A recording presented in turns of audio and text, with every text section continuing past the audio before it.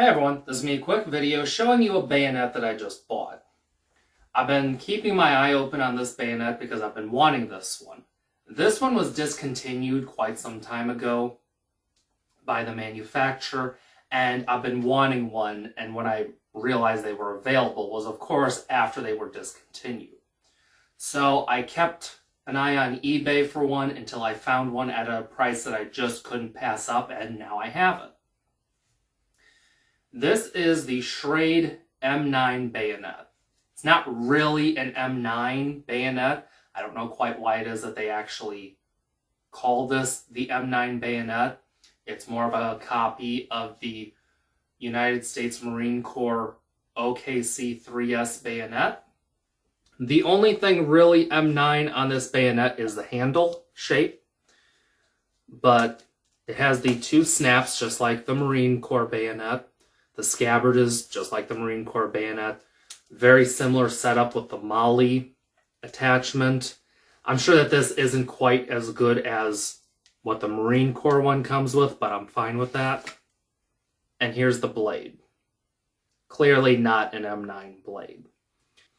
For those of you who don't know the differences, an actual M9 bayonet doesn't have a serrated blade. It has a saw on the spine, and then it has a hole going through the blade right about here because there's an attachment point on the end of the scabbard where you can put the hole through and use it as a wire cutter like an AK bayonet. This doesn't have any of that. As you can see, the blade finish is pretty worn. I'm okay with that though, especially for the price. I got this for less than 30 bucks, so I'm okay with the blade finish. And if you look, it's just the blade finish taken off. The blade shape is still there. It's not like someone took a grinder to this and messed up the profile of the blade or anything like that. Here's the handle. And this is really the only thing M9 on this bayonet. As you can see, the shape is more of an M9 shape, and it is round. But it's still a decent handle. It's, as I said, round, so it can twist in your hand, although there is a way to deal with that. But for what it is, I'm happy with it. For those of you who don't know the history on the actual OKC-3S bayonet, it was part of the enhancement of the Marines' hand-to-hand combat program in the early 2000s. It was part of the incorporation of MCMAP, which stands for Marine Corps Martial Arts Program. And they wanted a better bayonet that functioned as a combat knife. Before this, they were using the M7 bayonet and some M9 bayonets. The M7 had some durability issues for them, and it just wasn't quite as versatile a combat knife. Here is a military surplus M7 bayonet made by General Cutlery. And you'll notice the blade is a little bit longer on the Schrade copy of the OKC-3S, and it's a wider blade. This blade is very much inspired by the K-bar. And it actually kind of reminds me of the K-bar Big Brother, because this is even bigger than an actual Marine K-bar. And I'll show it on the gun real quick, but first a quick safety check. No magazines in the gun.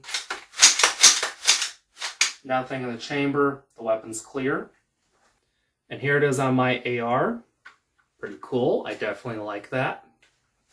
Another benefit of the actual OKC-3S bayonet is that it's capable of puncturing body armor. So that is a nice little added benefit to the actual one. One last feature this bayonet has is when you pull the MOLLE back, there's actually Sharpening Stone back here in case it has to be sharpened in the field. This bayonet definitely does need sharpening. It is in used condition, so the edge is not how it came out of the box, I am sure. However, considering the price, that's not a big deal. I can sharpen this myself.